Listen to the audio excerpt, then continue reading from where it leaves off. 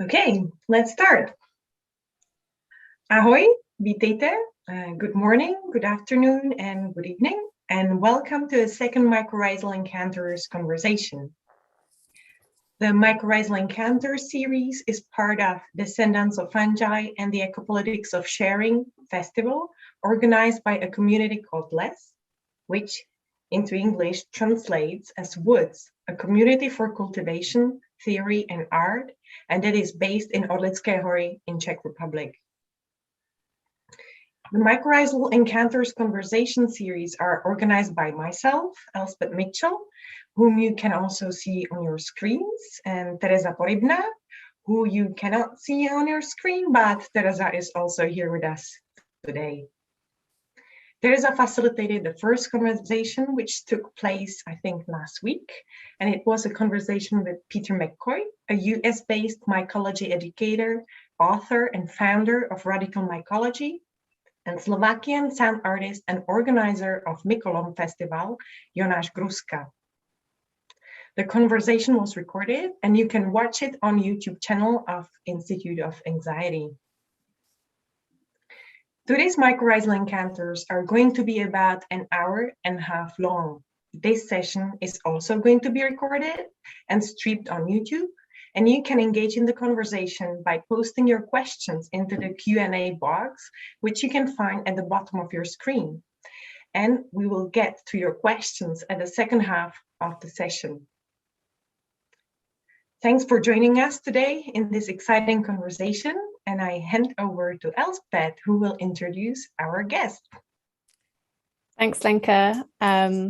So yeah, it's my complete pleasure to introduce Xalli Zúňiga.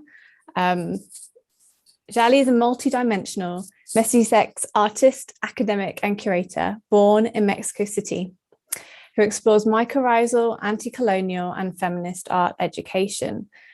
Her research in drawing orients expansive line-making practices looking towards stimulating people's capacity for alternative meaning production in the face of cognitive capitalism. And Xalli has conducted experimental drawing workshops and is currently undertaking a PhD in art education from the Pennsylvania State University. And I first encountered Xalli's work on critical approaches to fungi and art education at an online conference. And Xalli was talking about her drawing workshops and the concept of effective mycelia and mycorrhizal relations of care in a really interesting way. And that's sparked an email exchange, which has really blossomed into a growing exchange between the three of us, sharing projects and ideas, and often just a lot of photos of mushrooms we found where we have been in the world at that point. And that kind of encounter and these conversations have really inspired this series of talks as well. So thank you for being with us today, Xalli. And I want to kick us off by, I wonder if you could tell us a bit more about how your fungi journey started and how you found your way here. Sure. Thank you so much for inviting me to be here. It's really exciting to be around people who are interested in this same topic that is very punctual as well as expansive, as we were saying before. Well, my journey with mushrooms, that's a good question. I didn't like mushrooms when I was a kid. I didn't like to eat them. I thought they were too weird. But then after my uncle made 𝗵𝗶𝗹𝗶, I kind of thought that they started tasting like meat, and then I gave myself the opportunity to start eating them again. And I think it's kind of like a similar way in which I chanced upon the theme through food, actually, because I was living in Pennsylvania for the past 5 years while I'm conducting my doctorate. And we organize Sunday dinners as a group of grad students at my house. We have an arts collective called 𝗵𝗲𝗄𝗏, means witches. And we try to research kind of feminist approaches to how capitalism has basically destroyed everything. And in response, we try to create little platforms or spaces of encounter and creation ourselves, just because of the way things are. There's not enough opportunities for people to come together because of the lack of time people are like really, really busy at school, and especially undergraduate students don't get to eat as well as they could. You know, in the States, there are a lot of like food deserts. So we would just gather around and prepare collective meals. And in those collective meals during Sunday dinners that we did every single Sunday, we had people from all over the university. And the house belonged originally to a couple of plant scientists. So they would bring their ideas to the table while we were eating, literally. And I met especially my friend who, his name is Dr. 𝗵𝗵𝗶𝗹, and we were talking about how we could mix our disciplines in creative ways, just because they prepared feasts. And that's the first time that I heard about mycorrhizal fungi.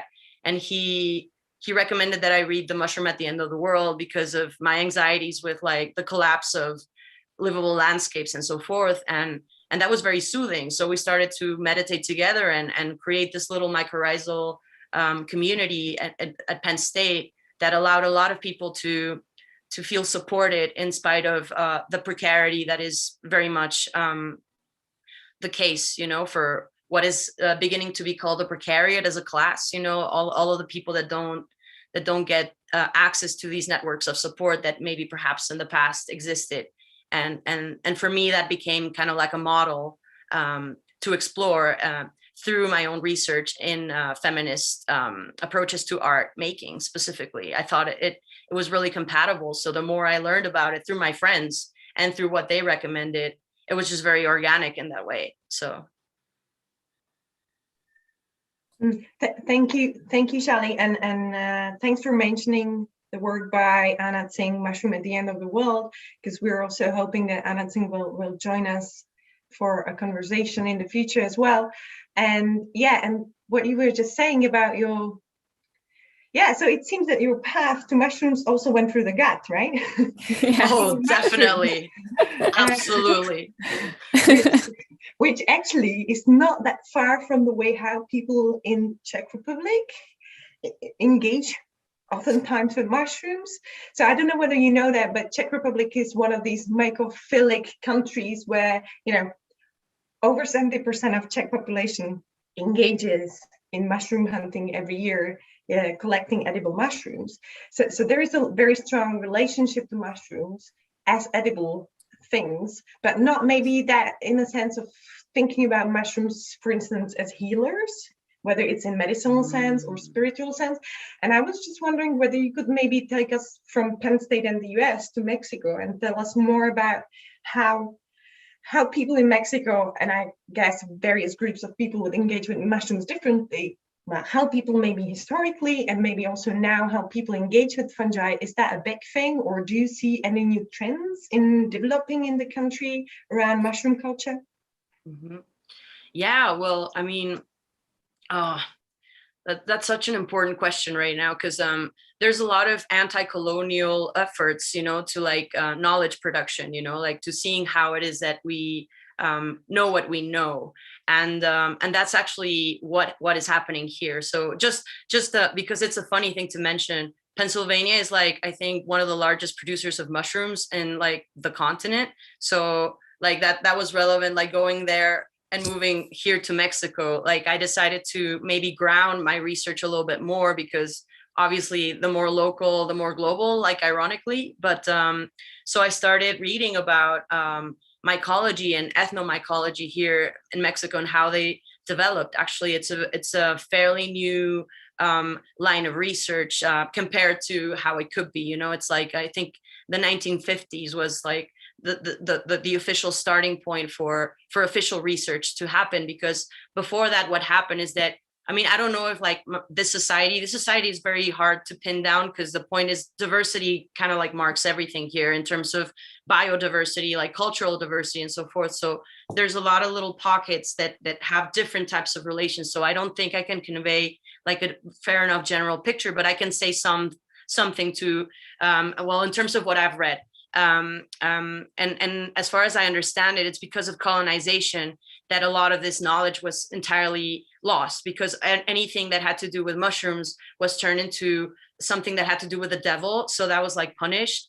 And so there was kind of like a rupture in terms of the continuation in knowledge, which is all kind of like transmitted, especially orally, you know, between like people, and especially orally between families and within families, generation to generation. That's how that knowledge was transmitted. But with the making it of a forbidden type of thing, then a lot of it was lost, and a lot of it was burned, you know. So colonization that's still going on. It's very important to say that the displacement of indigenous communities for the sake of building pipelines or growing whatever the global north wants to exploit, like that is affecting like the little knowledge that we have. So it's very present. The more I speak to mycologists and ethnomycologists doing work not only here in Querétaro but around the Republic, it's what's happening right now. Like these conversations are really, really important, because then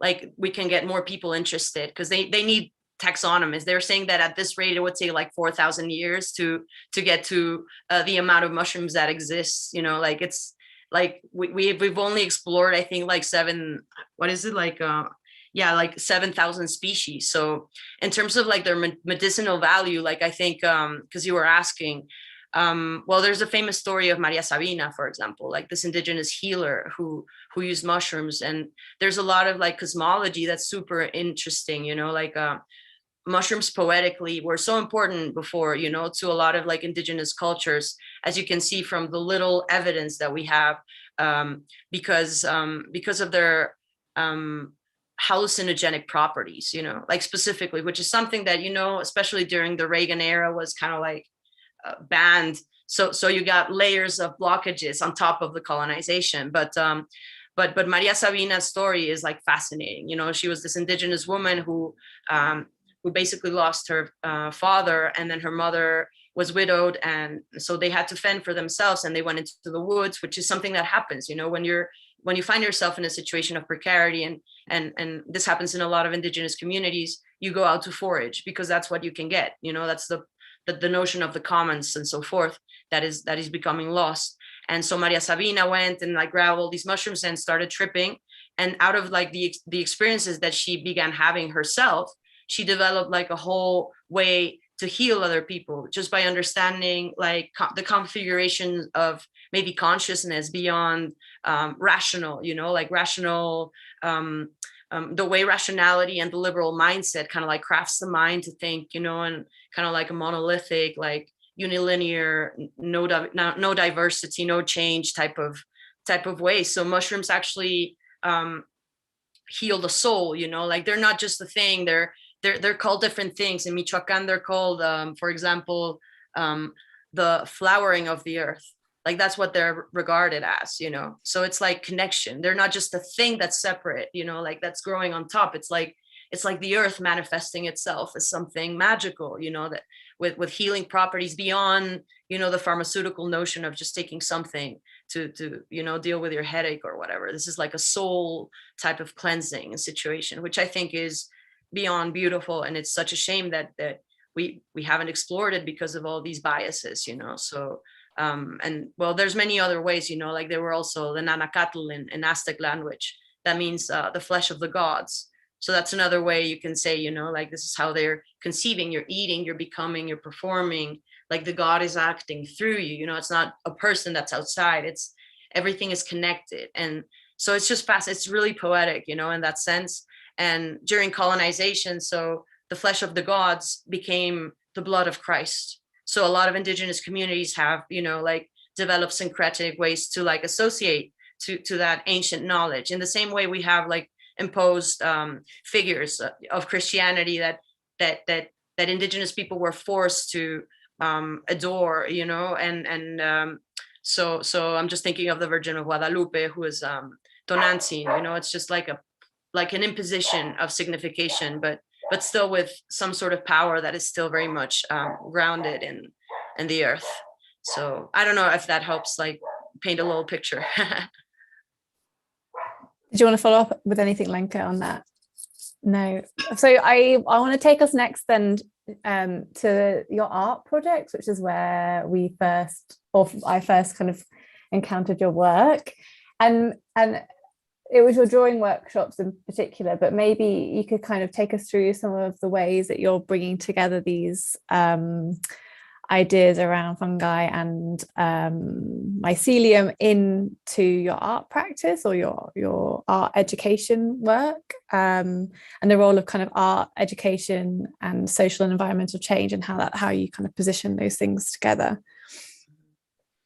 Yeah, absolutely. I mean, it was such a pleasure to connect with you, 𝗪𝗆, because you are also sending me, you know, the work that you do, going out and foraging and talking about these things right in the woods, and that connects like very much to my own approach in art. You know, like I am developing an approach in drawing specifically. It's dialogic drawing. So I'm very interested in kind of like the meaning that becomes created as you go on exploring the way you perceive the world. So it's not about like the product, it's more about the encounter. I mean, that's also becoming a cliche now, you know, like hyper focus on the process and so forth. But I still think it's relevant, because it's not about, you know, following fads. It's about what's actually moving the thing, you know, what has an effect. And talking about effects, I like talking through or thinking through affect theory, and affect theory specifically through the lens of Latina and Latinx perspectives in theory, because they themselves speak of very similar things as, you know, they perform very similar things as mycorrhizal fungi. So I'm thinking, I was daring to think through mycorrhizal fungi as a model through which to maybe envision, and, you know, kind of like maybe like an abstract and sensitive container from which to like explore a lot of these concepts that have been developed by amazing women, especially that I admire a lot. They've created techniques to maybe to put yourself in a multiplicitous way, you know, to not necessarily have to reduce yourself to discourses that are imposed in society and politics because of the way we organize production, you know, but rather that go more into like feeling and the heart and the gut, like you're saying, you know, like following your intuition, and how can you theorize around that, you know. And I think like that sensorium in a way is very similar to what the mycorrhizal structure does, because it's about supporting, it's about connecting, it's about also feeling, you know, like I think it's a sensitive type of mattering situation, and if you treat it from an abstract perspective and you feed it all these concepts like loving perception, for example, like in Lugones, I can't get enough of that, you know. It's like moving from agonism to playfulness, which is like, I was reading also with one of my friends from Sunday Dinner who studies corn, like anthropologically, so it's like fascinating. He was telling me that he read a theory, it's not yet like the only thing that's there, but about how mycorrhizal fungi came to develop a symbiotic relationship with plants. Said that at first it's kind of like a colonizing parasitic mode in which like the fungus kind of like latches onto like the plant and it's like, hey, we're friends now. It's kind of like aggressive, you know, and the plant started to like fight it, you know, a little bit, being like, no, I don't want you, what is this? But then like after that, it realized that, you know, like, I mean, not in a conscious way, we're not, you know, it's not like humans, but in a way, this is just the way I'm explaining it. There was a decision making of sorts in terms of nutrient exchange, that it's better to like save the energy of fighting this entity, and it's best to like just work on the mutualism, you know. It's like, well, I'm not losing anything because all of this is not relevant to me anyway, and I can use a little bit of the phosphorus or whatever, you know. So there was that mutualism like established instead of like that kind of like a fighting situation. So agonism to playfulness in the evolution of mycorrhizal fungi, that's, you know, there's a lot of things that you can play with.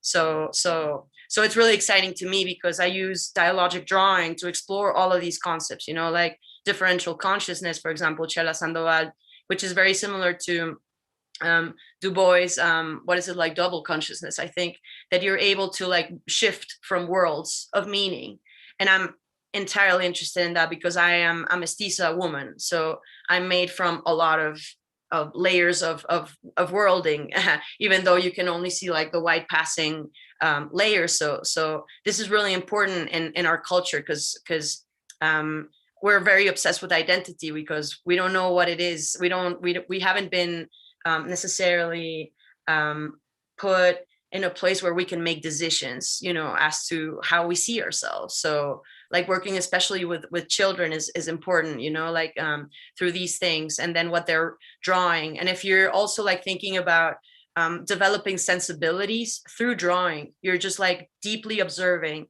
and then deeply observing and connecting.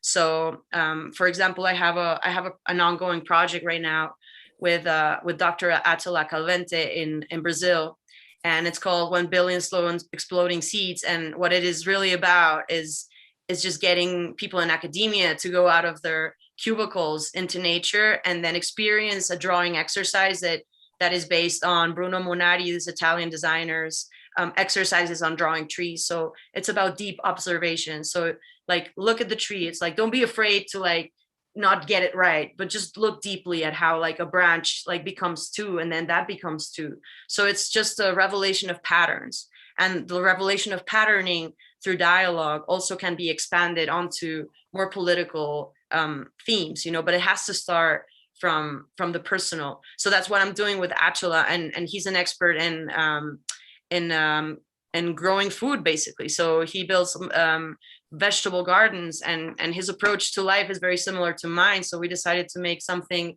in between. So I teach how to draw so that people can care more, you know, and stop thinking about plants and everything that's brimming with life as merely background to our own navel gazing narratives, you know, because now in the era of TikTok and like the spectacle of the self, you know, it's very hard for us to realize that there's so much life around, and it's so important that we do our best to keep it to keep it living. Yeah. Sorry, I interrupted you, but so drawing seems quite important then. Has that always been the case in your work? Have you always done projects around drawing, or is it specifically, and has this kind of taken you towards that for the kind of reasons you've just described? Well, yeah, I mean, drawing is what I do. Like I do community art workshops, and I've been working in, especially I like to work in the margins, or what are called the margins, you know, to urban centers. So I've conducted a couple of workshops in Chiapas in ejidales communities. So they're indigenous run, and it's an important gateway into understanding how society kind of like draws itself. So for me, drawing is very expansive. So and yeah, no, and it's a medium for me. It's a vehicle to walk into people's what we call cosmovision. It doesn't really translate well, I guess, like it's like Weltanschauung or something in, you know, like German, like the way people like see their imaginaries performed, you know, in ways.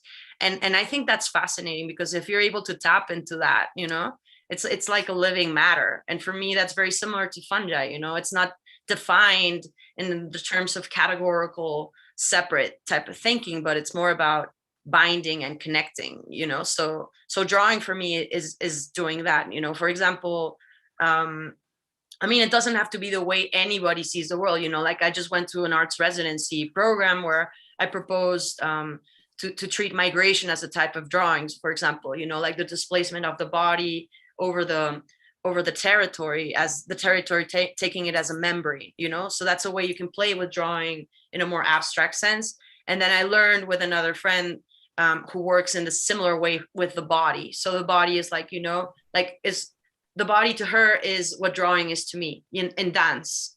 So it's just a language, you know, like and the point is for everybody to discover their own language, you know. The point is not to make everybody draw, but through drawing you can like rediscover a moment of maybe Heideggerian Talmutzsein, you know, like wonder, like that I'm really interested in that, and just rediscovering wonder, the wonder that we've lost due to indoctrination and schooling and our submission to different ideological state apparatuses that kind of like stultify creativity. It sounds like a cliche, but creativity is so important for critical thinking. So yeah, that, I mean, I hope I'm answering your question, because I go everywhere. Yeah, and I would just want to say, you know, like that what you were just saying as well, that this question of drawing is also, and what I think is also important for mycorrhizal encounters and connections, or of every kind, is that sense of embodiment, which is always there.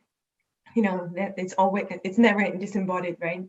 The question of the body and corporeality is there always, which I think is very interesting. And then I wanted to ask you, the other thing I really liked was when you were talking about the shifting of the worlds of meaning, which was also a very beautiful way of describing what you're doing and where you see the connection with the fungal worlds. And I was thinking, because before we started our session, I know that you also mentioned that you have some pictures, or you could show us some of the projects you worked on. Maybe that would be really cool if you could show us some of the project you worked on, so we get a bit of a, visuals. Of course, absolutely. Well, I'm gonna share my screen, and let me see. Okay, second desktop. Cool. So you're probably seeing a Google Drive, hopefully. Yes. Fingers crossed. Yes. Okay, I'm getting better at this. So yeah, I'm part of different collectives, and I think that's part of the point. I think a lot of little groups of work have mushroomed because of the pandemic. Like a lot of people that are my age, are very worried about similar things. So I mean, I can show a little bit of projects that I've done that kind of like revolve around my thinking through mushrooms as a way in which nature creates systems of support that literally sustain life, And I think your emphasis on the body was key, because I rely on a lot of like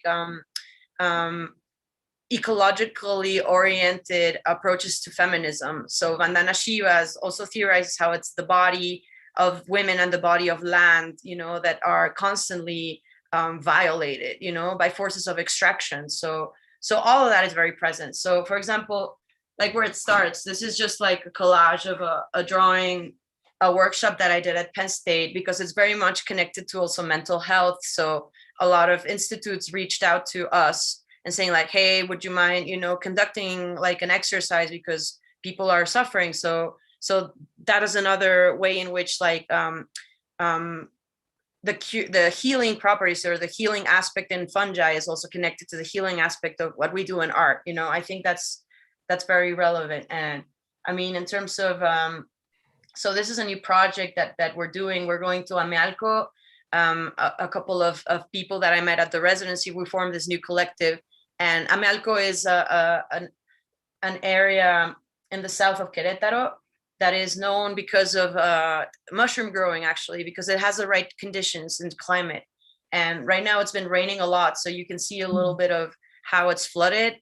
And this is strange because it's a semi-desert, but we thought these landscapes looked incredible, like landscapes of devastation, because like also reading Anna Tsing, this is where mushrooms grow. She's talking about the 𝗪𝗀𝗪, and this is the Mexican 𝗪𝗀𝗪, actually. So we went, a good friend of mine who's also involved in this collective, we're meeting people that are working with mushrooms. And, we found this house that is called the House of Mushroom, and it's run by a family of indigenous women in Amealco. So we're going to work there and to try and do art projects that can potentially find funding so that we can help the building of the restaurant that they want. That's the dream of the family, and they're Ñañú, that's the indigenous group. So presently we're working with some images, and this is 𝗏𝗏, and this is like the area, and we're playing with the body and how the body can become fungal. Like how can we estrange the body in ways that we can't necessarily think through categories that are demeaning and inferiorizing, like we say dehumanizing, but it's not just taking the human, it's taking like your agency, So like these are examples of my drawings. This is thing that's becoming central. It's just like the mushrooming of shapes, and this is how I teach to understand patterns and shapes, both effectively. This is how the effective mycelia also like operates, but it's not just within, it's also like in relation to something other, something more than you. And for example, this is La Casa del Hongo, this is like this is where 𝗏𝗏 is one of the main characters in this whole narrative. She's one of the mushroom foragers. Like she's an expert, and she takes people foraging. So that's how they're sustaining themselves. And they have a method that they develop with a local mycologist, for drying mushrooms so they can survive off of the collection, because it's seasonal, as you know. So so she cooked for us, and she cooked for us. This is Lactarius indigo, which is a blue type of mushroom, and it's just beautiful. This was dried and it's hydrated like soy, and it's prepared with chili. So she made a feast for us. I was like, I couldn't believe it. She cooked that in another cazuela of beans and homemade tortillas. It was one of the best meals I've had in my life. And let me see, because I had for example, this is just a picture of the types of mushrooms that are found in Amealco. So this is patita de pájaro. They Ñañú people usually call them colloquially as what they look like. So Lactarius indigo is like blue jeans mushroom, and this is like, it looks like a little bird's feet, but they also have the names in Ñañú, but like this is just for them to communicate. This is Lactarius indigo. It's just so blue, like it's incredible, isn't it? And it's edible. So this is an Amanita muscaria. They look similar, but like all of these were edible. We went with two experts. We went with a mestizo expert from the university working in tandem with the indigenous women. So I was like, okay, if somebody's got to know, it's gonna be them. And it was so fascinating to just walk into the woods and to learn, like for me, this is a feast of textures, like, because I love drawing. So, and teaching how to draw through deep observation, like this is just heaven for me. So, and this is like the mycorrhizal, like lattice in live as we saw it. But anyway, so let me That's see. really wonderful. Thank you so much for sharing. Do you want to share more, or? No, I think if that's enough for you, like I think that could be. Yeah, that could be enough. Beautiful.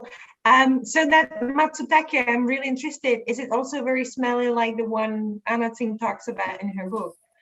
This one isn't that smelly actually, but I don't know if it was because, like they put all of the mushrooms that they foraged the day before on the same table, but it didn't really stink. It might be just different, because I mean, there's just like, even though they might be like, they might share, like family name. I don't know, but I'm really excited to learn more about that specific type, because I was talking to the mycologist who was just showing like the mushrooms that he had foraged, and we mentioned Anna-Tsing, and he was like, oh, this is the Mestizx, the Mexican one, and we're like, oh, like we all get excited when we share like references as well. So yeah, so that's kind of like the point, to get deeper into understanding the importance of mushrooms and how mushrooms can also maybe give additional ways of doing things we regularly do in ways that damage where we are. I don't know, like it's a weird way to put it, but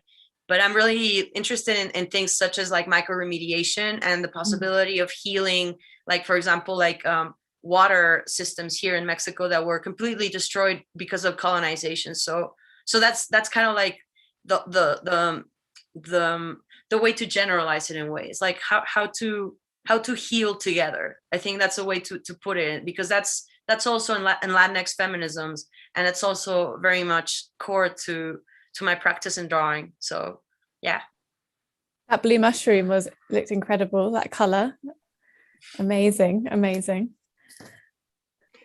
Yeah, and what I also find very striking about your practice is that, and we were talking about this before already with Xalli in our many emails, is that you never seem to work alone. You're always in conversation. You're always collaborating, with humans a lot, but also with non-humans. And I was just wondering whether you could develop a bit on that vital aspect of your work, whether it's artistic or scholarly or activist work, and if you could maybe connect that idea of that more than one, situation a bit more, also in relation to, what you were already talking about, ethics, politics, healing, and maybe aesthetic practices. Yeah, absolutely. I mean, the more I've gone into the topic, the more I realize that it's alienation at the core of a lot of the suffering that's going on, and alienation from an effective stance, but also from an eco-social and political, especially economic, like we're alienated. Like I was thinking the other day, like maybe there is an inherent connection between what you grow in your own garden, and if you eat it, you're getting like a more complex or a deeper sense of where you're situated, and that becomes lost. Everything is separated. Like you go to the supermarket, you don't know where the food comes from.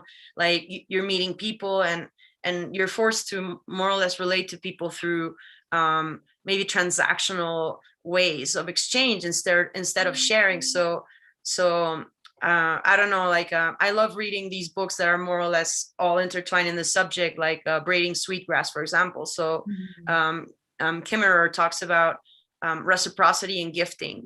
It's like, don't just take things for your own sake, but what are you giving back? And I really like that, because that's how I get excited about projects. I draw a lot on my own, like, don't get me wrong, and it's enjoyable, but what's enjoyable, what's most enjoyable for me is to connect with other people, to feel that, it kind of like heals that alienation a little bit, to be able to find yourself in a space where you can feel entirely safe, that you can be vulnerable, because I don't know, like precariousness in the way, for example, Judith Butler sees it is inherent. We can't survive on our own. That's just it's an evolutionary fact, literally. Like we come from togetherness, and we're building like different networks that are all intertwined and depend on each other.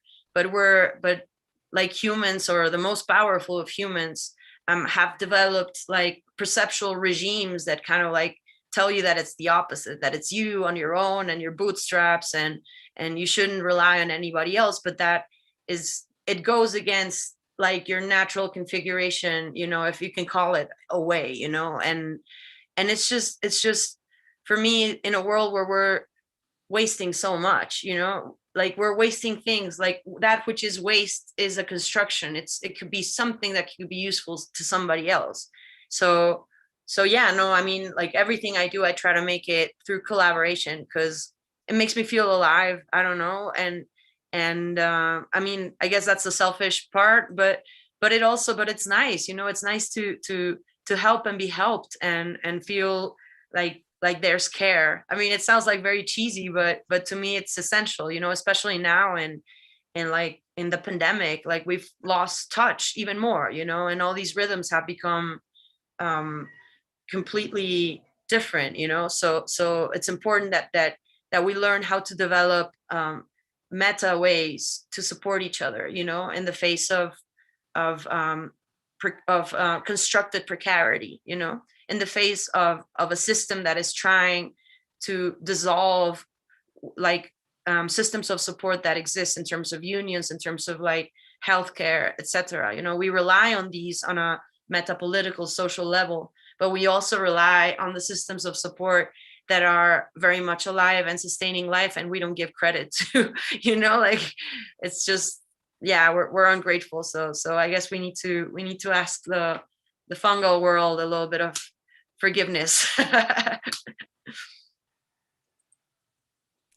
I guess maybe related to that then is or focusing in a bit more on how your work on fungi and drawing in collaboration with all these other artists and people you're working with connect specifically to a decolonial feminist project, and how these go together, and what kind of politics you're grounding this in, and who are your teachers here. You mentioned Maria Lugones before, and I know that's a big influence on your work, but maybe you could kind of speak about that, talk about some of those, your teachers and the kind of collaborators, and connect that.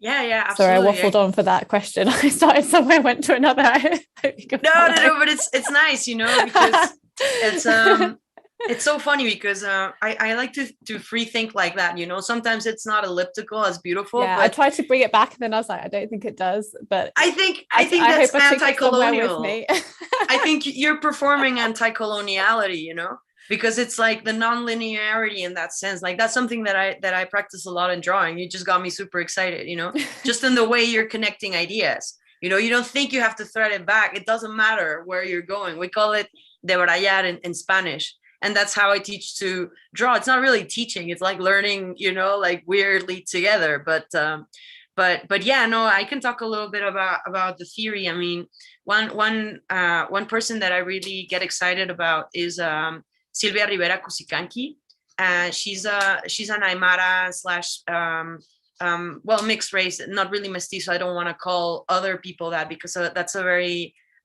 Mexican centered term. So it's important to say that. But she's in Bolivia, and she is fantastic. If you get a chance to read her, please do, because she has she's bringing concepts that are intertwined with indigenous thinking, but herself indigenous in ways. It's not a gentrification, but rather the opposite. It's kind of like a mixing of, and she has a concept for that. It's called 𝗘𝗶𝗁, for example. So 𝗘𝗶𝗁 means motley in ways. So she's just conceptualizing through this multifarious way of being, and she says that maybe like the best way to go about things, because we cannot just entirely decolonize ourselves, you know, like where there's aspects of us that are colonial that we need to come to terms with, and maybe utilize them in a way that is not just destructive, you know, in a way that makes sense according to a more holistic and complex way of existing. So she's proposing basically to mix more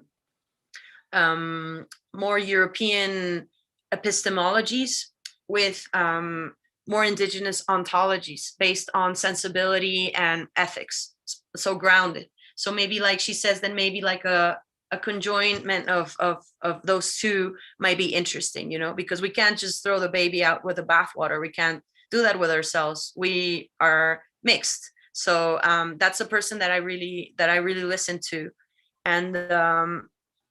And then I am also using, say, let me think, Vandana Shiva is also a great inspiration. And one of my advisors, Mariano Ortega, who is developing the world of Maria Lugones, the work, actually during my comps, it was very weird and very strange and very hard for me to push this project forth with drawing and mushrooms, because it makes no sense to people, you know, at first. So, you know, like, other people were telling me, like, why aren't you using the rhizome? Like, why is this relevant at all? Like, you're just doing it for show or what? And so Mariana Ortega actually at that point pointed out to the fact that Maria Lugones, in one of her last interviews, she has this book called Face to Face, compares Latina and Latinx feminisms to the way mycelia works, in terms, but specifically through thinking about decolonial aesthesis, you know. So it's important that we realize that art teaching has also been colonized in ways, you know, through the notion of aesthetics as this liberal mindset of categorical thinking with regard to the beautiful, the sublime, the grotesque. And, you know, that's the rational mindset. So what we're trying to do is think in spite of that categorical thinking, you know, like thinking through the strangeness of the body, thinking of nuance and liminality. So that's very present in Latinx feminisms, you know, that the not knowing where you are, and a lot of people are, you know, like theorizing on that with like la zozobra, which is an affect that you get when you don't belong entirely anywhere. And that's kind of like a situation that a lot of people are in around the world, you know, but it's very, very central in Latinx feminism, and it's being very much attacked discursively because it's obviously not convenient for people to connect, right? Like Empire says, 𝗍𝗶𝗍𝗶 𝗍𝗶. Like the more separate we are, the more vulnerable we are to structures of power and dispossession. So, I see we have questions. I don't know how it works. Sorry. Maybe we'll come to. In the end, as you said, it's but I just said that before, because you mentioned the rhizome, and I remember that was a question you got asked when in this panel that I was watching you, and that was something I was really struck by your answer of why not the rhizome. And it's like, you know, yeah, why not? But also I'm interested in the reception of your work in general. Maybe I mean you touched on that briefly just now. So I guess I'm asking about the kind of reception, and then could you say something a bit more about why not the rhizome? Oh, gotcha. So 2 in 1 there. No, of course. No, that needs to be said. Like this is, yeah, like it's a question that happens, you know. It's like mushrooms, they just like it appears. So the rhizome, I mean, there's a political reason why I don't use 𝗏𝗏 and 𝗏𝗏 as much as I am supposed to, I guess, in terms of what the requirements of academia are. I think there's been a lot of attention being put on more like perspectives that tilt on the postmodernist side, which I don't think it's terrible, but it's not grounded. I think postmodernism was like the cutting off of literally like the root systems of these theories, you know. So it's important to know, to contextualize the readers, you know. Like, so Foucault, Deleuze, Guattari, etc. have been kind of like hyper how do you say, like hyper used, just to put in a way, because they don't necessarily speak about I'm gonna sound what I'm gonna sound like, but material conditions. I think we need to talk about materiality, because otherwise you get lost in identity politics, and it's just infinite, you know. And all of these things, like categorical thinking, sprouts from specific ways in which human populations are mobilized to perform certain types of labor that people in power do not want to perform. So that's very important that we know. And perspectives like Deleuze's doesn't necessarily touch on that. It also creates this machine-like metaphorization of the world, and that's problematic to some of the readers that I am leaning towards. So for example, Shiva says that we shouldn't conceive the world as a machine, we should conceive it as a living entity. And so the rhizome ironically works throughout this conceptualization of desiring machines, you know, and schizophrenia and capitalism in 𝗏𝗏. And I understand what Deleuze was trying to do. He's trying to say, you know, like our arborescence is vertical, and it's very much like even fascistic at ways. So why not look at other types of formations that are more that are less vertical, you know? So that's the concept of the rhizome, but it's not enough for me. The concept like myco means fungi in Greek, and rhizome, like mycorrhiza, already encompasses the rhizome, but it goes even further. Like the mycelium like network like gets to microscopic like places that allows for these plants to take nutrients that they wouldn't otherwise be able to reach, because they can't move as much as animals, you know. So for me, it's more, it's deeper, and it's like also tilting towards like literally what came about as an evolutionary platform for everything to first of all develop the symbiotic relationships to be able to come from a world of water to that of land. That was thanks to mycorrhizal symbiosis, and thanks to that, plants were able to like create the conditions for CO2 to, you know, like come down, and more oxygen, and then all the life like sprouted from there, you know. So if you like, this is a gateway into the fungal consciousness, you know, and to call it something weird. So anyway, I don't know if that answers the question, but for me, it's more expansive and deeper, you know. Not to say that it's better, but why use a thing that's already been used, you know? Why reinvent the wheel? Let's move forward, right? Yeah, thanks. Yeah, that's great. Yeah, I just want to encourage our audience that you can write your questions into Q&A box, and maybe, because some questions, as Xalli already noticed, some questions already landed there, so maybe we could just go with the first question. Yeah, let's do that. It's from Tereza, and Tereza is asking, you showed an image of how the body can become fungi. Can you develop this topic a little bit more? How human bodies perform nature, and how this performativity can link with a different positioning in an interspecies world? Oh, beautiful. Such a beautiful question. I just want to stare at it. No.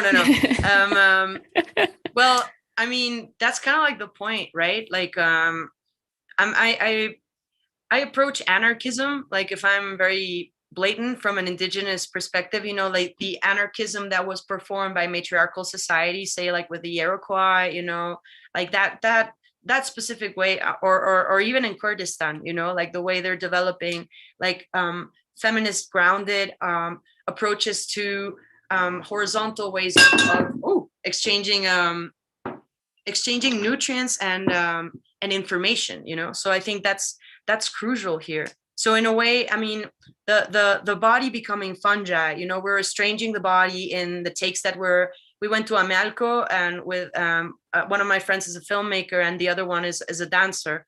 So we were looking at the body in ways that maybe couldn't be recognized as easily, you know, like just by watching a video of this happen. So we were tilting the body in ways to say like, well, what if you play with the tongue, for example, you know? So looking at ways in which we're not necessarily used to looking at the body, because it's layered with a lot of discourses that are very toxic in themselves. So fungi for me is a metaphor, but it's also a literal thing that encompasses pure potential. You know, it can literally develop its own gender. I mean, gender makes no sense. More like sexual reproductive capabilities. So gender actually, if you try to think about fungi through gender becomes a thing that makes no sense. So then you can understand how it also makes no sense with humans, you know? So that's kind of like what I'm trying to approach, like the potential that the body has in becoming other, you know, like if we don't think through the anthropocentric gaze, what it is that you can get in terms of sensibilities, you know, like when you dare to pay attention to moments in which you are not necessarily recognizing a specifically conceptualized type of affect. And how can you translate that into images? So I'm working with a group of artists to sort of like work on these on these ideas through the figures of fungi, you know, like for example, we were looking at the first the cave, one of the first documented cave paintings of mushroom tripping, and it's like a figure that is becoming mushroom, like it has little mushrooms coming out of their skin, and it's I think from Algeria, and that's kind of like what we're talking. So again, like the becoming mushroom as you're eating the flesh of the gods or the blood of Christ, you know, it's very much like what you become as you ingest it, but from a hallucinatory also, as well as like flesh bound, you know, because at least in this culture, like that's easy for us mythically to process, because we're like the people of the maize, so we conceptualize our flesh as being made of corn. So I don't know, like it makes sense to us like cosmologically, you know, like no, in terms of our 𝗏𝗏, this word that I can't translate. So I don't know if that makes sense, because obviously we're all from different cultures. So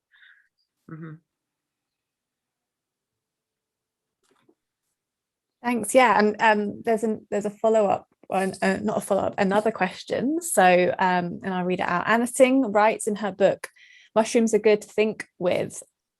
What has been on a personal level your most significant thought inspired by mushrooms, and are there things mushrooms are not good for?" And I think that's maybe something, that second part is quite interesting.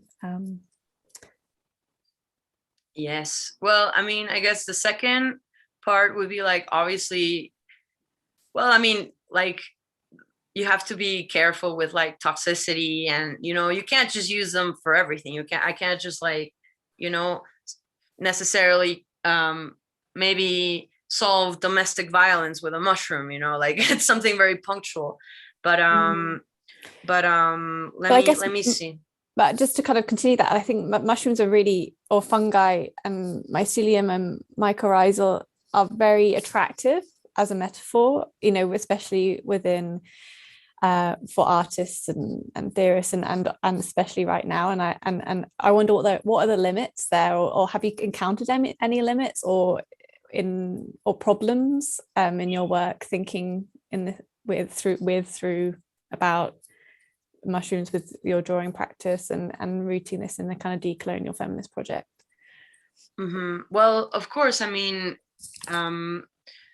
I guess you have to be aware of the fact that there's also parasitic ways in which mushrooms work, you know, not necessarily for support, but for taking advantage of something other, you know. And I think that also leads to the way, I mean, something that scares me is the hyper commodification and commerce obsessed approaches to fungi, you know, like I sometimes with like people from the United States, because of their way they're culturally constructed, they see kind of like the commercial appeal, you know, but ironically, like here, and I was reading the thesis of my friend who's an ethnomycologist in the area, and he explains how more mestizo communities tend to perceive mushrooms as something to take advantage of, you know, to commercialize, whereas more indigenous groups and communities look at them as something precious, you know, something maybe for them to consume, but not something to become rich, you know, from. So I was really worried about that, like the uses that are being made, you know, with these like mainstream approaches, like with the fantastic fungi and Netflix, and people being like, oh, how can I become rich by, you know, like producing mushrooms? I mean, and everybody has a different opinion, but that's something that I worry about, because I also read that one of the Koch brothers was behind some of this, you know, like the initiatives, and you always have to wonder, why is there like a growing trend around something, you know, that's always kind of imposed from above. So because of the way the world is organized in terms of globalization as the latest stage in colonization. So I guess that's the way I would see it. And also, like if certain things become infected by fungi, they're ruined, you know? So there's the opposite of remediation. So how do you deal with rot in ways, you know, that cause famines, for example? You know, like I'm thinking about blight, I'm thinking about like mushrooms encompass this totality, you know, not in a totalitarian way in terms of politics, but it's a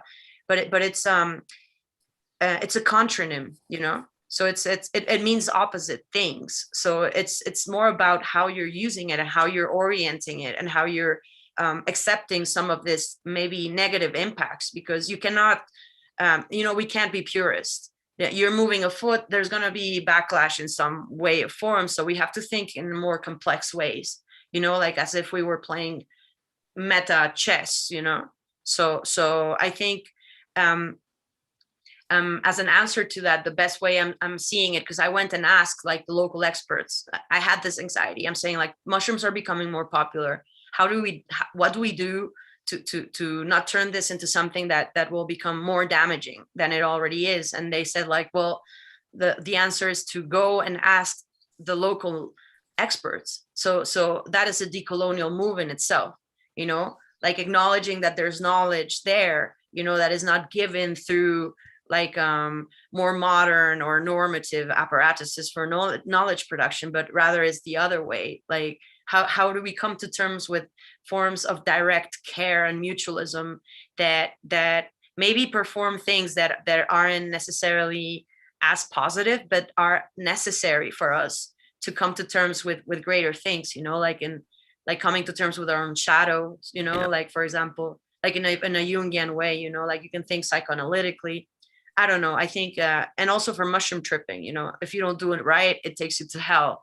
But maybe hell is necessary for you to see aspects of yourself that you're negating. Because I think that's the problem with colonization.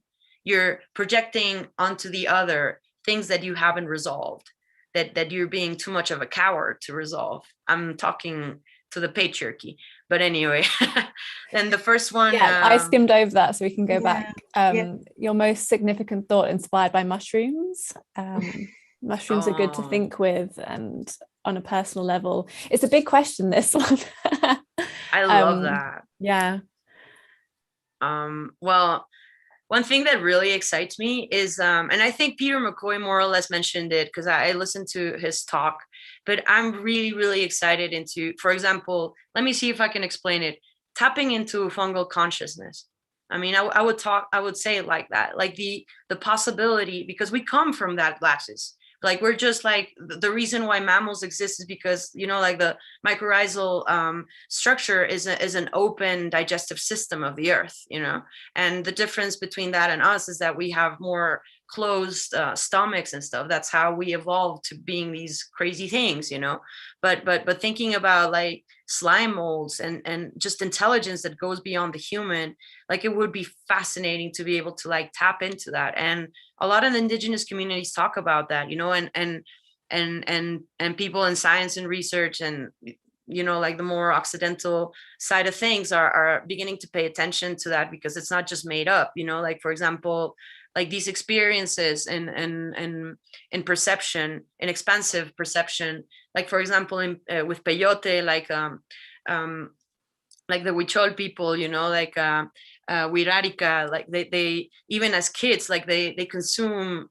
like this cactus, and then they all start they enter this world that teaches them about the origin of the cosmos, for example, and then they go back and they talk about what they've seen with the community, and then they that's how meaning becomes, you know, like this is the opposite of alienation. You're not just taught a thing, you know, that you're unaware. No, you're using your body, you know, to experience something like that gives you awe, and then you give sense to it according to your own sensibility. And I think that's the most powerful thing ever. So if we were able to do that through psilocybin, because I think it's Paul Stamets or was it Dennis McKenna call it like the most direct and benign type of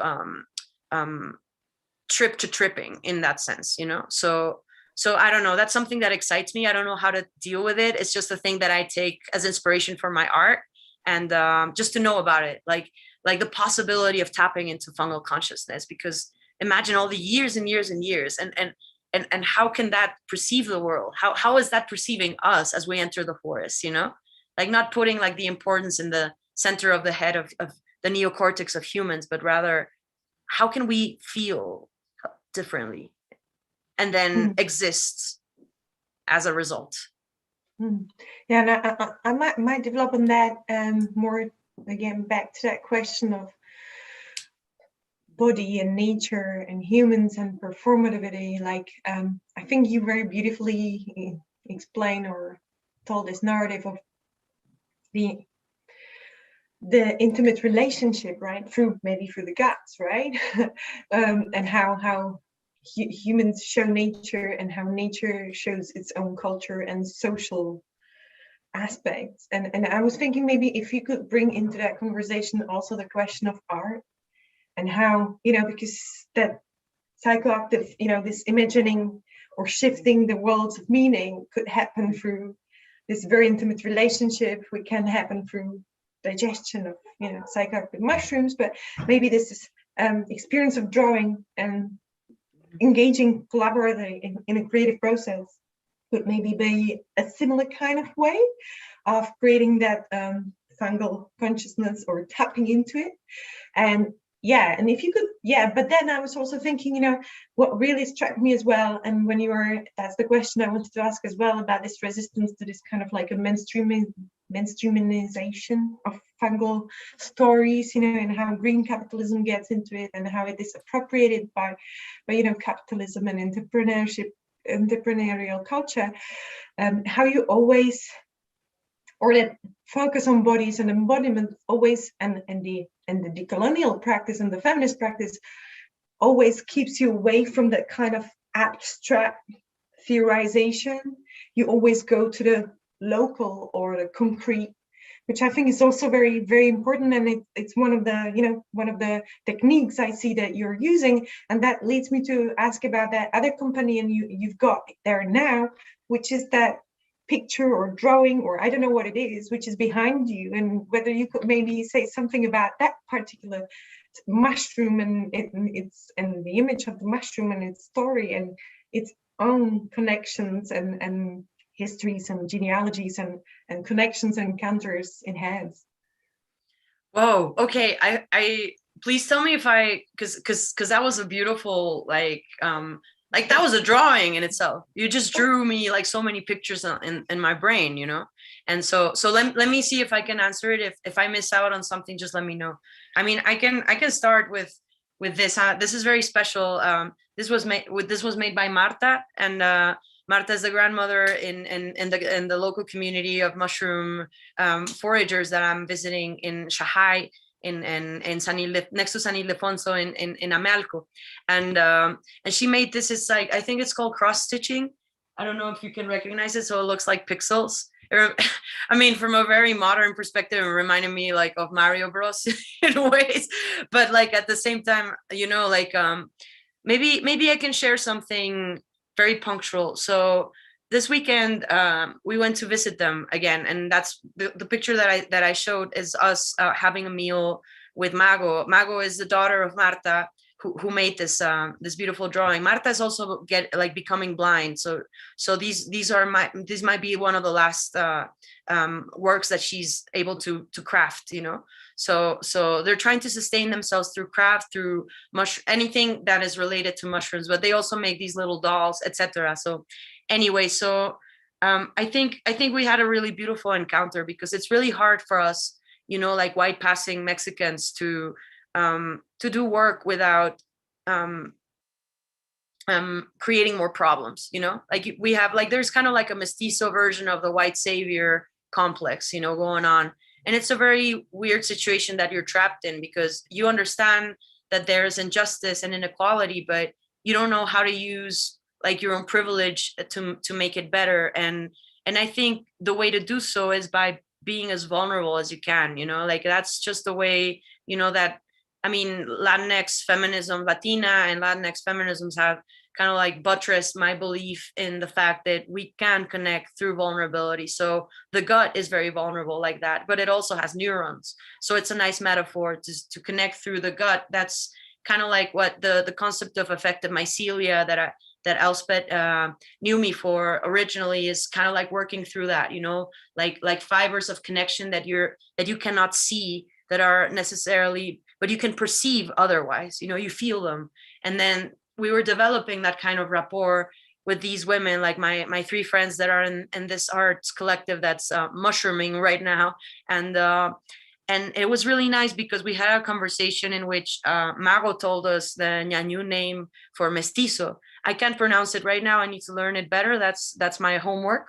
But I was having this really interesting conversation with Gabo, the filmmaker, because he lived for 5 years in La Selva Lacandona, which is the jungle that connects Chiapas to Guatemala, so our border, which is a very, very like a violent border as well. And he says that a similar term for the Mayan people is Caxlan. So that's how Mayan people call mestizos, but different indigenous groups call non-indigenous people differently depending on their cultural relations. So for example, the Otomí people, who encompass Ñañú, 𝗵𝗵𝗆, some Mazatecos, etc. in this area, sided with the Spaniards because they were also under the oppression of the Aztec Empire, like these people that came from the north and established this system of exploitation of other communities. So they called the Ñañú name for mestizos. It means translates to the people of the reason. So that's how she called us, and it's like like you look like that, you're the people of the reason. And it was like the first time that I've been othered in such a beautiful way, you know. It's just like, bah, like this is the way you're perceived, you know. And it's like, I mean, it's easier when you go to places where like color difference, you know, is striking, but like within your own country, you know, as a mestiza, this is really interesting. And Gabo was telling me that, for example, Caxlan means chicken. And it's because like the Spaniards brought chickens and they said that they had no souls. So that's why they can sacrifice them. And the Chamula people still sacrifice chickens in their rituals, you know. So Caxlan means chicken because it's an animal that has no soul. That's how they call white people. Because in a nutshell, it's like people that don't care about their sisters and brothers, and people who don't care about their mother, which is the land. That is the perception of it, you know, of all of us that are living in modernity and, you know, like listening to pop music or whatever, you know, like this is the way we're perceived by people who are very much grounded and have been displaced and marginalized to the point of absolute precarity. And I think that's important for us to understand. But if you understand it through the body, you know, and maybe answering your other question about like the origins of art making, for me, like decolonial art making or anti-colonial art making is ritual. Like art comes from people saying thank you or asking for rain or saying thank you for the harvest, or, you know, like celebrating that they're all alive, you know, and happy and healthy, and that you have food that you were able to grow. That was the most important thing, you know. And I think that is the cure. That is an absolute antidote to this alienating way of life in which you go to work and you go to school and you don't care about the other. And, you know, all of that is artificial. It's just it's an extrapolation of the monocrop, you know, like in monocrop, like it's a monocrop of the land and of the mind. There's a relationship with how we treat the land, you know, like the notion of Pachamama, like it's our mother, you know, like without the gender, I don't care, you know, I'm not being gender reductionist. It's not about an essential feature. It's about the performing of creating life and sustenance, you know, and that's how women are sustaining communities to this day. Like, it's not because there have to be women, you know, because it's because they are. That's what Vandana Shiva talks about in Who Really Feeds the World, you know. It's mostly brown women doing all the work in the fields and also caring about everybody and performing social reproduction, and it's insane. And obviously, because there's so much labor put into that is invisibilized, you know, they are the ones to complain and organize to change it. So it's only organic in that sense, you know. So art for me is getting back to that state of like suspension of the normal perceiving way in which we alienate each other, you know, and rather develop a more sensible way to acknowledge the connections that are already there. So I don't know if that helps answer a little bit of what you were asking, Lenka. Maybe I just want to bring this question that we've got through the chat in as well, because it kind of relates, I think, before. So it says, coming back to Maria Sabina and colonial traces in the psychedelic Renaissance, how are they addressed now in Mexico? You already mentioned some, but are there specific examples of reparations for indigenous communities, for example, for the use of mushrooms and the use of their knowledge? This is so important. Thank you so much for asking that question.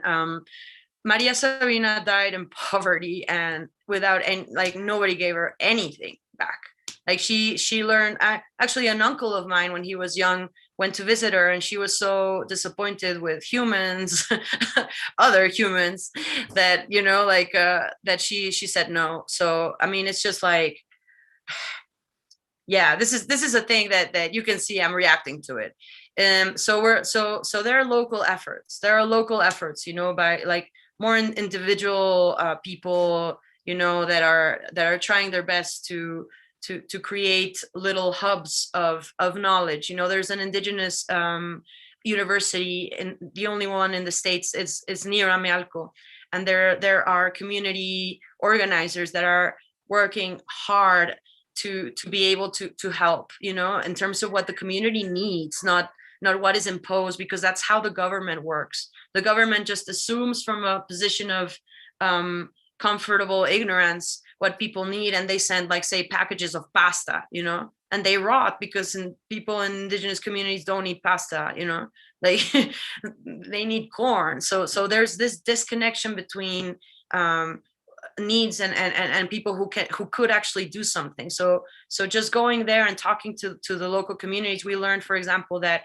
the people there were asking for the government to do something against logging, you know, because the more there's logging, the less space for foraging, and the longer they have to walk to get just wood to heat their stoves and stuff. And what the government did was to forbid all kinds of logging. So now they affected the community even more, because they no longer have access to the wood that they would otherwise have, you know.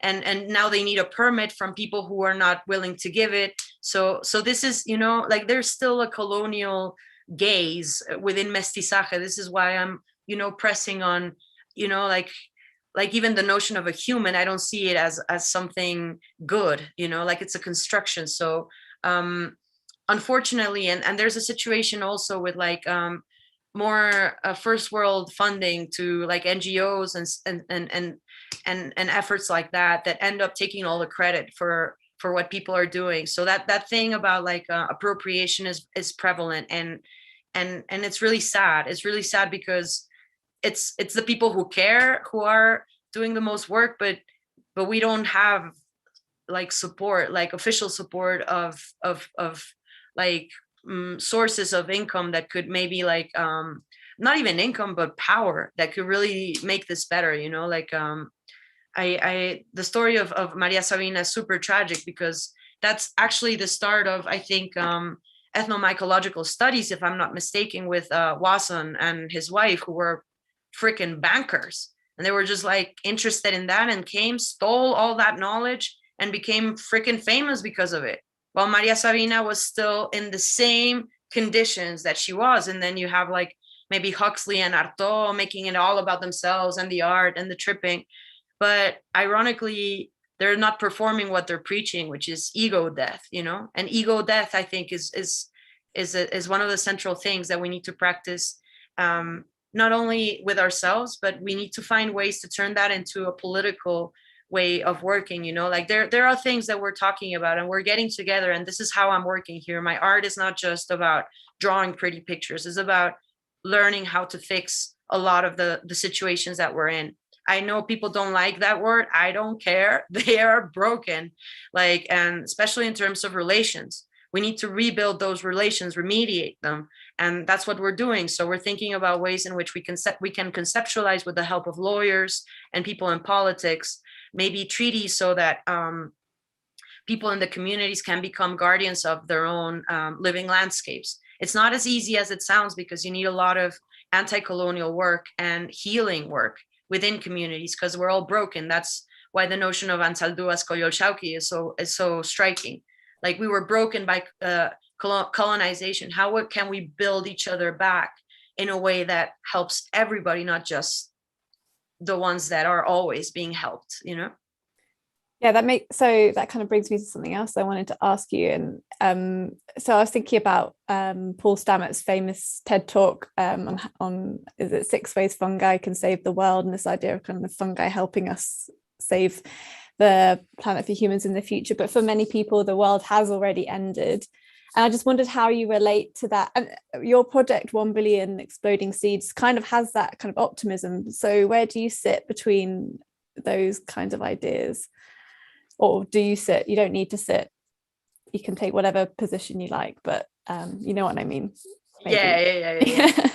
I mean, I don't ask everybody to be the same way I am. I think I am the way I am for a reason, and I'm coming to terms with that. But in my own way of doing this thing I just get excited about the possibility of creating another world. I'm very much influenced by the way the Zapatistas have done it. I've visited them.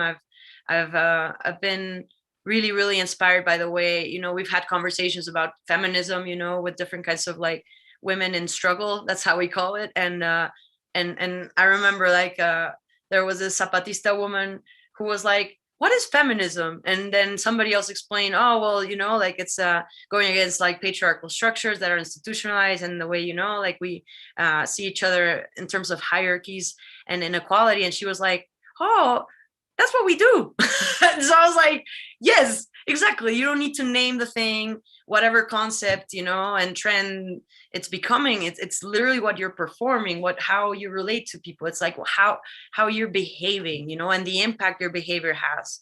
So I am completely enamored with that idea. I can't think that the world is going to remain like this. You know, we have years counted until like this becomes worse and worse, and it's becoming, you know, like the pandemic is a symptom. But I guess I adopt a very naive and playful attitude to the way we can keep constructing exceptions, you know, exceptions to that rule, like maybe reviving like the commons. I'm really excited about that possibility, you know, of people understanding how spaces of commonality and mutualism, not only with humans, but with other types of beings, can, how do you say, contribute to the well-being of everything, you know, not just like health. Like health is metabolic in the sense of how everything is exchanging things with everything else. So So that's what makes me go forward, you know, even though I am also very cynical.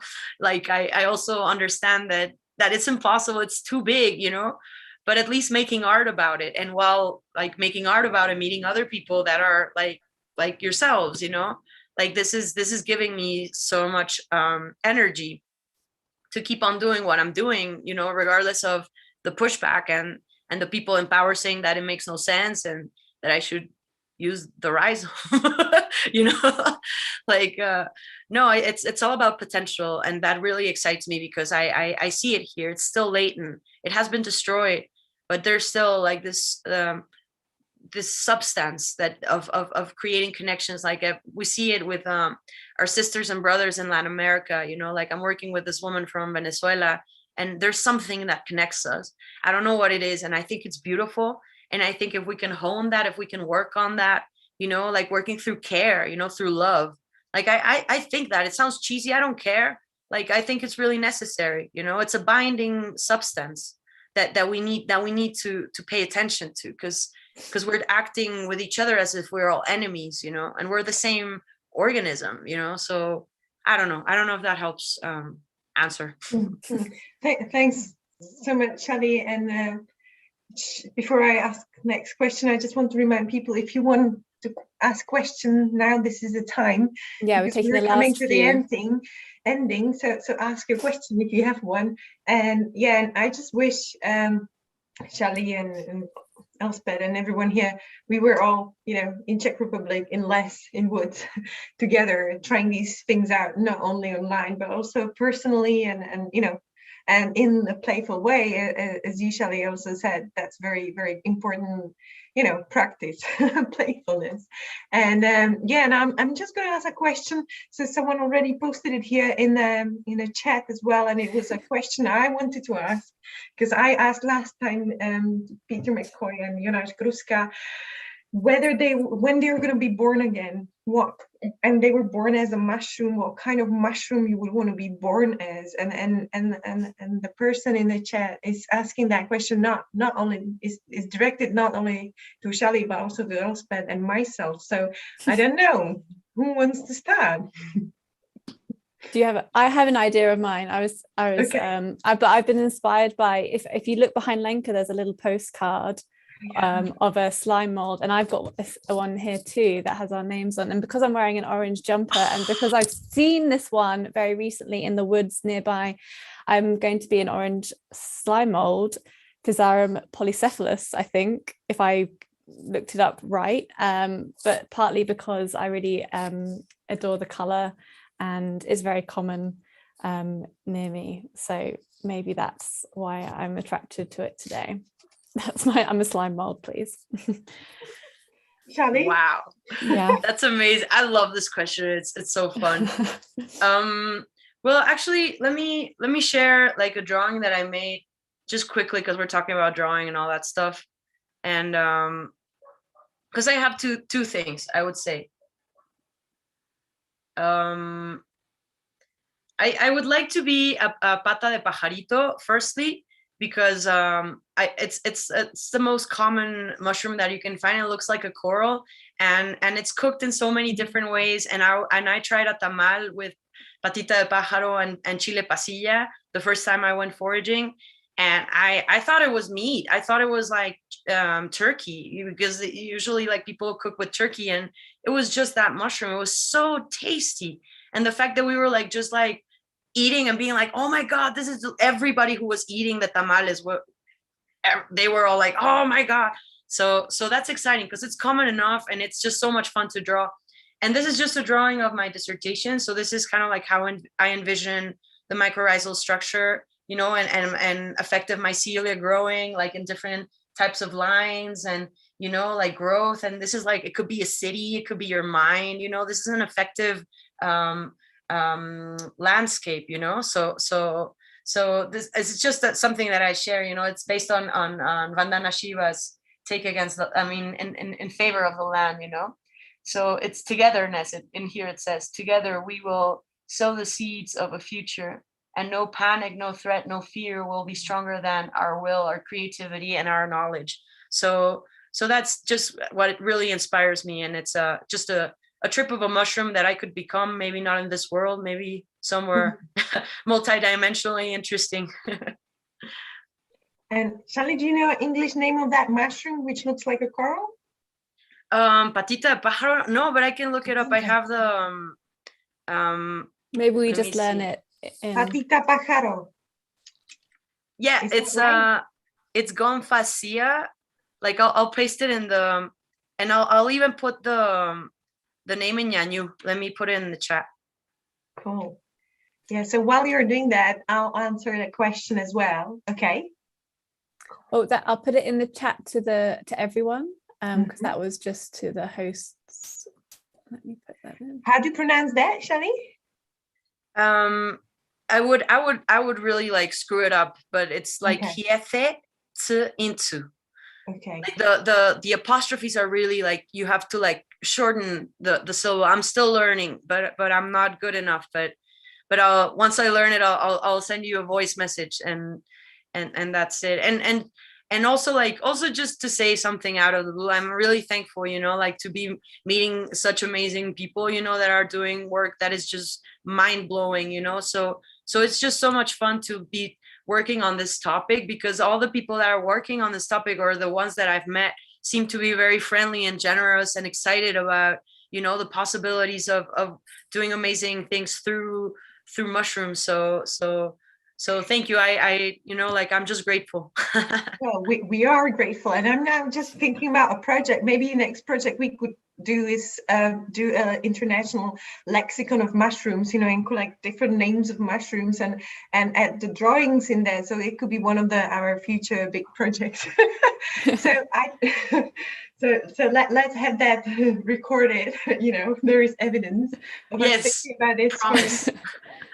And I think if there are no 𝗍𝗶, have you got any other questions? No, I think we can wrap up. But did you want to share your mushroom before we draw this to a close, Lenka, if you can think of one? Oh yeah. I have a mushroom. Yeah, let me also share my mushroom. It's not that exciting. It's 𝗬𝗏 𝗬𝗀, which is the Amanita muscaria, the red one with the white dots. And yeah, I really like that one for many reasons. Firstly, because it's very visible, and it's kind of like a, it never sits in the corner of the forest. You can always spot it very easily. But then the other thing is also, I think, because it's not very clear, or what would that do to your tummy?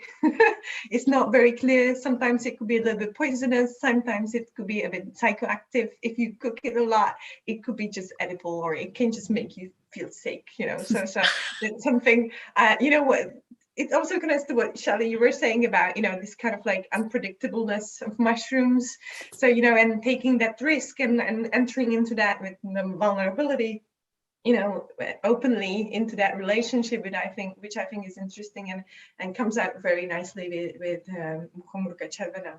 Yeah, so I think we can just wrap it up now. Yeah, so I guess thank you everyone who's been watching today on Zoom, on YouTube, and hello to the people who are watching this in the future through the recording. And thank you to Les and Woods for inviting us to do this series, and Tereza for helping us manage today.